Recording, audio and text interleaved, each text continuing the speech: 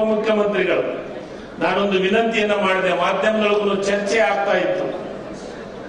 ಈ ರಾಜ್ಯದೊಳಗೆ ನಾವು ಬೇಡಿಕೆಯನ್ನಿಟ್ಟು ಪ್ರಶಸ್ತಿ ತಗೊಳ್ಳೋದಕ್ಕಿಂತನೂ ಪ್ರಶಸ್ತಿಯನ್ನ ತಮ್ಮನ್ನ ಗುರುತಿಸಿ ಆಯ್ಕೆ ಮಾಡಬೇಕು, ಅದು ಒಂದು ಒಳ್ಳೆ ಬೆಳವಣಿಗೆಯನ್ನ ಮಾತನ್ನ ಆಗ್ತಾ ಇತ್ತು.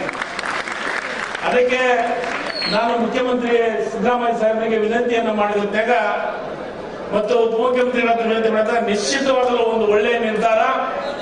ಅದು ಮುಖ್ಯಮಂತ್ರಿ ಸಿದ್ದರಾಮಯ್ಯ ಸಾಹೇಬ್ ನೇತೃತ್ವದೊಳಗಾಗುವಂತಹ ಈ ಕಾರ್ಯಕ್ರಮ ಅರ್ಜಿ ಕರೆಯಲಾಗದೆ ಸಲಹಾ ಸಮಿತಿಯ ಮುಖಾಂತರ ಮತ್ತು ಎಲ್ಲರ ಒಂದು ಬೇಡಿಕೆ ಪ್ರತಿ ಜಿಲ್ಲೆಗೆ ಕೊಡಬೇಕಂತ ಇವತ್ತು ಒಂದು ದೊಡ್ಡ ನಿರ್ಧಾರವನ್ನು ಮಾಡಿದ್ದು ಐತಿಹಾಸಿಕ ನಿರ್ಣಯ ಅನ್ನೋ ಮಾತನ್ನ ಇಲ್ಲಿ ಹೇಳಿಕ್ಕೆ ಇಷ್ಟಪಡ್ತೀನಿ.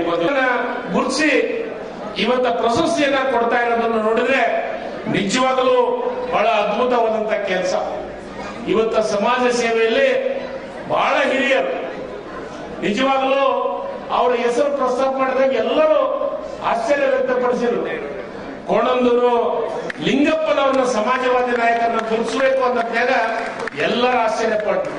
ನಿಜವಾಗ್ಲೂ ನನಗೆ ಬಹಳ ಸಂತೋಷ ಅನಿಸ್ತು. ಅವ್ರನ್ನ ಇವತ್ತ ಆ ಪ್ರಶಸ್ತಿಯನ್ನ ನಿಜವಾಗ್ಲೂ ಆ ಪ್ರಶಸ್ತಿಗೆ ಗೌರವ ಬರೋ ರೀತಿಯೊಳಗೆ ಅದರ ಜೊತೆಗೆ ಈ ಪೌರ ಕಾರ್ಮಿಕರಾಗಿ ದುಡಿಯುತ್ತಿದ್ದಂತ ನನ್ನ ಸೋದರಿ ತಾಯಿ ಫಕೀರವನ್ನ ಆಯ್ಕೆ ಮಾಡಿದ್ದು ನಿಜವಾಗಲೂ ಬಹಳ ಅದ್ಭುತವಾದಂತ ನಿರ್ಧಾರ ಮಾತನ್ನ ಬಹಳಷ್ಟು ಜನರು ಹೇಳಿದ್ರು. ಅದರ ಜೊತೆಗೆ ಇವತ್ತು ನಿಜವಾಗಲೂ ಬೆನ್ನ ಹೋಬಳೆಯನ್ನ ನಿಜವಾಗಲೂ ಅದ್ಭುತವಾದಂತಹ ಆಯ್ಕೆ. ಅವ್ರಿಗೆ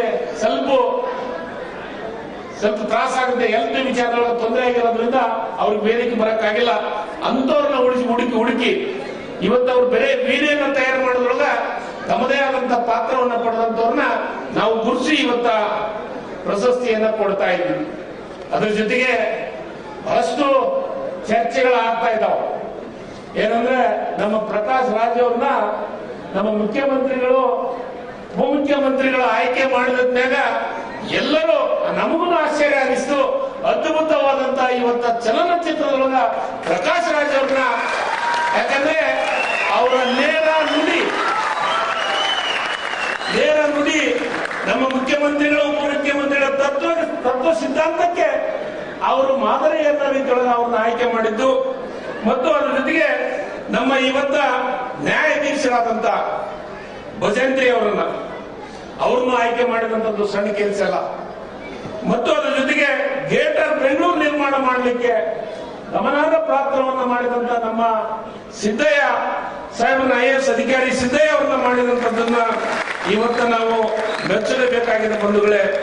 ಇಂಥ ಅನೇಕ ಸಾಹಿತಿಗಳು ವೇದಿಕೆ ಮೇಲಿದ್ದಾರೆ. ಅವರೆಲ್ಲರೂ ಅದ್ಭುತವಾದ ಕೆಲಸವನ್ನ ಮಾಡಿದಂತವ್ರು.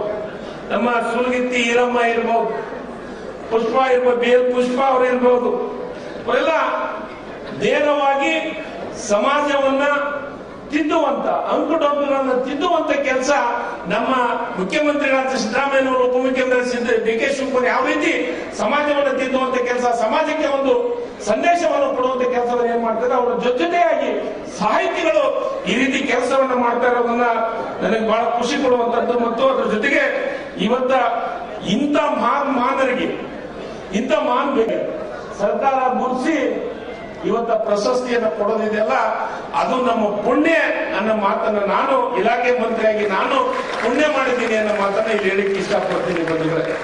ಇಂಥ ಮಹಾನ್ ವ್ಯಕ್ತಿಗಳನ್ನ ಗುರುತಿಸುವ ಜೊತೆಗೆ ಈ ಒಂದು ಕನ್ನಡ ಭಾಷೆ ಅಲ್ಲಿ ಅನೇಕ ಸಾಧನೆಯನ್ನ ಮಾಡಿದಂತವ್ರನ್ನ ಇವತ್ತು ಆ ಕೆಲಸವನ್ನ ಮಾಡ್ತಾ ಇದ್ದಾರೆ. ಅದರ ಜೊತೆಗೆ ಇವನ್ನೆಲ್ಲರನ್ನು ಗುರುತಿಸಲಿಕ್ಕೆ ನಮ್ಮ ಸಲಹಾ ಸಮಿತಿಯ ಎಲ್ಲ ಸದಸ್ಯರಿಗೆ ನಾನು ವಿಶೇಷವಾಗಿ ಅವರಿಗೆ ಮತ್ತು ಅಕಾಡೆಮಿಯ ಅಧ್ಯಕ್ಷರಿಗೆ, ಪ್ರಾಧಿಕಾರದ ಅಧ್ಯಕ್ಷರಿಗೆ ನಾನು ವಿಶೇಷವಾಗಿ ಮೊದಲಿಗೆ ಅವರಿಗೂ ಧನ್ಯವಾದಗಳನ್ನ ಹೇಳಲಿಕ್ಕೆ ಇಷ್ಟಪಡ್ತೀನಿ ಬಂಧುಗಳೇ. ಈ ಒಂದು ಕಾರ್ಯಕ್ರಮದ ಜೊತೆಗೆ ನಾನು ಬಹಳಷ್ಟು ಜೊತೆ ವೇದಿಕೆ ಮೇಲೆ ಹೇಳ್ತಾ ಇರ್ತೀನಿ, ಇವತ್ತ ವೇದಿಕೆಯೊಳಗ ಪ್ರಶಸ್ತಿ ಸಿಗಲಾರ್ದವರು ನೀವು ಅನರ್ಹ ಅಲ್ಲ, ಪ್ರಶಸ್ತಿ ಸಿಗಲಾರ್ದವರು ನೀವು ಅರ್ಹರೇ. ಮುಂದಿನ ದಿನಮಾನದೊಳಗೆ ನಿಮಗೂ ಗುರುತಿಸಿ ಪ್ರಶಸ್ತಿ ಕೊಡುವಂತ ಕೆಲಸವನ್ನ ಸರ್ಕಾರ ಮಾಡುತ್ತಾ ಅನ್ನೋ ಮಾತನ್ನ ಮತ್ತೊಮ್ಮೆ ಮರುಕಳಿಸ್ತೀವಿ. ಯಾಕಂದ್ರೆ ಬಹಳಷ್ಟು ಜನರು ಆಯ್ಕೆ ಪಟ್ಟಿಯಲ್ಲಿದ್ರು, ಅವರಿಗೆ ನಾವು ಕೆಲವೊಂದಿಷ್ಟು ವಿಚಾರದೊಳಗ ವಯಸ್ಸಿನ ಇತಿಮಿತಿಯನ್ನು ನೋಡಿ ಕೆಲವೊಂದಿಷ್ಟನ್ನು ಬಿಡುವಂತ ಕೆಲಸವನ್ನ ಮಾಡಿದ್ವಿ. ಕೆಲವೊಂದಿಷ್ಟು ಜಿಲ್ಲೆಗೆ ಪ್ರಾಧಾನ್ಯತೆ ಸಿಗಬೇಕು ಅನ್ನೋ ದೃಷ್ಟಿಕೋನ ಇವೆಲ್ಲವನ್ನ, ಯಾಕಂದ್ರೆ ನನಗೆ ಇಬ್ಬರದು ಏನು ಒಂದು ಏನಾದ್ರೂ ಇನ್ಸ್ಟ್ರಕ್ಷನ್ ಅಂದ್ರೆ ಏನು ಒಂದು ಆದೇಶ ಅಂದ್ರೆ ಪ್ರತಿ ಜಿಲ್ಲೆಗೂ ಪ್ರಶಸ್ತಿ ಸಿಗಲೇಬೇಕು ಅನ್ನೋ ಮಾತನ್ನ ನಮಗೆ ಹೇಳಿದ್ರು, ಪ್ರತಿ ಜಿಲ್ಲೆಗೆ. ಮತ್ತು ಅದರ ಜೊತೆಗೆ ಬೇರೆ ಒಂದ ಕಡೆ ಕ್ರೋಢೀಕರಣ ಆಗಬಾರ್ದು, ಇಡೀ ರಾಜ್ಯಾದ್ಯಂತ ಎಲ್ಲ ಜಿಲ್ಲೆಗಳಿಗೂ ಪ್ರಶಸ್ತಿ ಸಿಗಬೇಕು ಅನ್ನೋ ಮಾತನ್ನ ಮಾಡಿದ್ದಕ್ಕೆ ಎಲ್ಲವನ್ನು ಗುರುತಿಸಿ ಮಾಡಿದ್ದೀವಿ. ಅದರ ಜೊತೆಗೆ ಹೋದ ವರ್ಷ ವಿಧಾನಸೌಧ ಮೆಟ್ಟಲ ಮೇಲೆ ಕಾರ್ಯಕ್ರಮವನ್ನ ಮಾಡಿದ್ವಿ. ಯಾಕಂದ್ರೆ 50 ವರ್ಷ ಕರ್ನಾಟಕ ಅಂತ ಹೆಸರಿಟ್ಟು 50 ವರ್ಷ ಆಗಿತ್ತು. ಅದ್ಭುತವಾದಂತ ಕಾರ್ಯಕ್ರಮ. ನಿಜವಾಗ್ಲೂ ನಾನು ಮುಖ್ಯಮಂತ್ರಿಗಳಂತ ಅಭಿನಂದನೆ ಹೇಳ್ತೀನಿ ಆ ವಿಚಾರದವರು. ಇಡೀ ವರ್ಷದ ಕಾರ್ಯಕ್ರಮ ಮಾಡಿದ್ವಿ. ಕಾರ್ಯಕ್ರಮ ಜೊತೆಗೆ ಗಡಿ ಭಾಗದೊಳಗೆ ಸಾಂಗ್ಲಿ ಜಪ್ತಿನೊಳಗೆ ಗಡಿ ಭಾಗದೊಳಗ ಕಾರ್ಯಕ್ರಮವನ್ನು ಮಾಡಿದ್ವಿ. ಮರಾಠ ಎಲ್ಲರೂ ಸಹಕಾರವನ್ನು ಮಾಡಿದ್ವಿ. ಎಲ್ಲರಿಗೂ ನಮಗೆ ಬಹಳ ಅದ್ಭುತವಾದಂತಹ ಕಾರ್ಯಕ್ರಮ.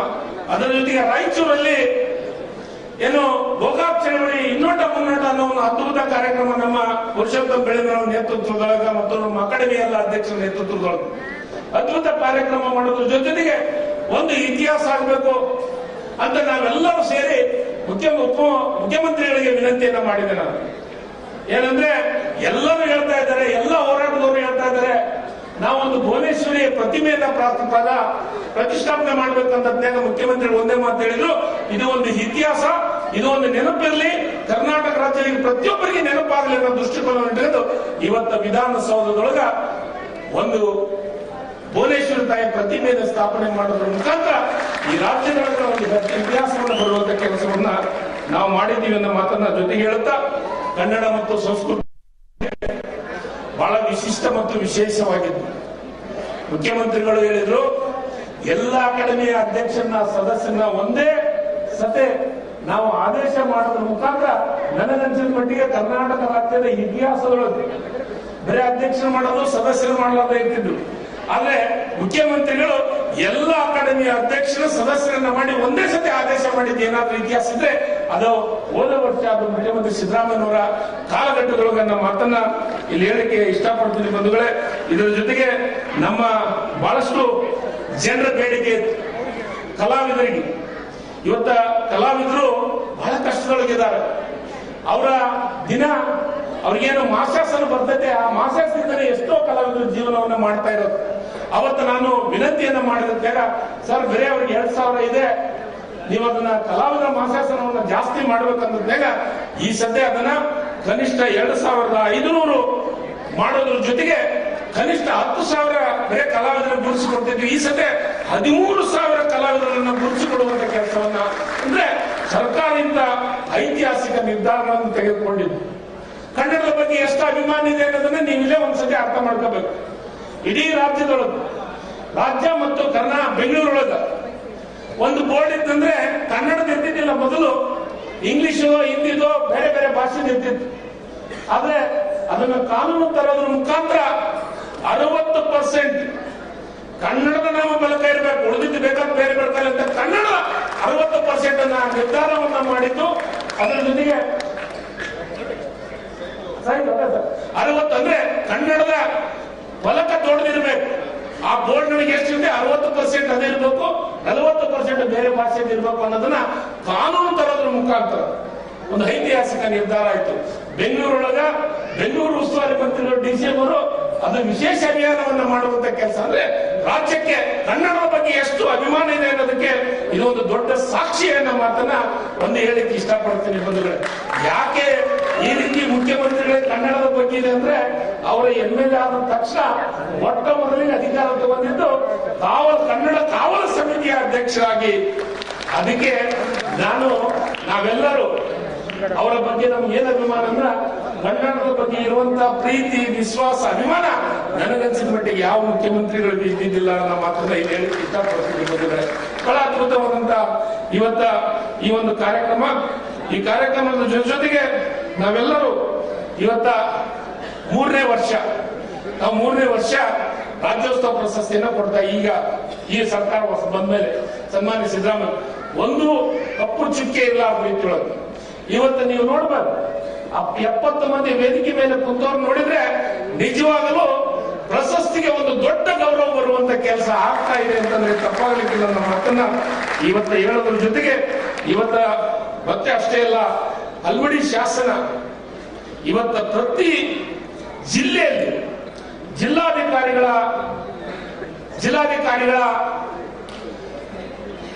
ವೇತನ ಮುಂದೆ ಜಿಲ್ಲಾಧಿಕಾರಿಗಳ ಕಚೇರಿ ಮುಂದೆ ಇವತ್ತ ಹಲ್ಮಿಡಿ ಶಾಸನವನ್ನ ಪ್ರತಿಷ್ಠಾಪನೆ ಮಾಡುವಂತ ಕೆಲಸವನ್ನ ಹೋದ ವರ್ಷ ಮಾಡಿದ್ದೀವಿ. ಅದರ ಜೊತೆಗೆ ಇನ್ನೊಂದು ಇಬ್ರು ಮುಖ್ಯಮಂತ್ರಿಗಳು ಉಪಮುಖ್ಯಮಂತ್ರಿಗಳು ಕನ್ನಡ ಮತ್ತು ಸಂಸ್ಕೃತಿ ಸಚಿವರಾಗಿ ಕೆಲಸವನ್ನ ಮಾಡಿದಂತವ್ರು. ಅಂದ್ರೆ ಇಲ್ಲಿ ಕನ್ನಡದ ಬಗ್ಗೆ ಯಾರ್ಯಾರು ತಮ್ಮ ದಿಟ್ಟತನವನ್ನು ತೋರಿಸಿದ್ದು ಸಾಕಷ್ಟು ಉದಾಹರಣೆ ಇವತ್ತ ವೇದಿಕೆ ಮೇಲೆ ಕುಂತ ಎಲ್ಲರೂ ನೋಡಿದ್ರೆ ನೆನಪಾಗುತ್ತೆ ನಮ್ಮ ಮಾತನ್ನ ಇಲ್ಲಿ ಹೇಳಿ ಇವತ್ತ ಈ ಇಲಾಖೆಯಿಂದ ಇವತ್ತು ಅವ್ರಿಗೆಲ್ಲರಿಗೆ ಪ್ರಶಸ್ತಿಯನ್ನು ಕೊಡೋದ್ರ ಮುಖಾಂತರ ಒಂದು ಐತಿಹಾಸಿಕ ನಿರ್ಣಯನ ಮಾಡ್ತಾ ಇದ್ದೀವಿ. ಒಂದು ಎಲ್ಲರೂ ದಯಮಾಡಿ ಮತ್ತೊಮ್ಮೆ ನಾನು ವಿನಂತಿಯನ್ನು ಮಾಡ್ತೀನಿ, ಏನಂದ್ರೆ ಯಾರಿಗೆ ಪ್ರಶಸ್ತಿ ಸಿಕ್ಕಿಲ್ಲ ಅವರು ತಪ್ಪಾಗಿ ಭಾವಿಸೋದು ಬೇಡ. ಮುಂದಿನ ದಿನವಂದ ಅವರಿಗೂ ಪ್ರಶಸ್ತಿಯನ್ನು ಕೊಡ್ತೀವಿ, ಎಲ್ಲರೂ ಅರ್ಹರಿದ್ರೆ. ಯಾಕಂದ್ರೆ ನಮ್ಮ ಆಯ್ಕೆ ಸಮಿತಿಯವರು ಮಾಡಿದ ಅದ್ಭುತವಾದಂತ ಕೆಲಸವನ್ನ ಮಾಡಿದ್ರು. ಆದ್ರೂ ಅವರಿಗೆ ಮುಂದಿನ ದಿನಮಾನದೊಳಗೆ ಸಿಗುವಂತ ಕೆಲಸ ಪ್ರಾಮಾಣಿಕವಾಗಿ ಆಗುತ್ತೆ.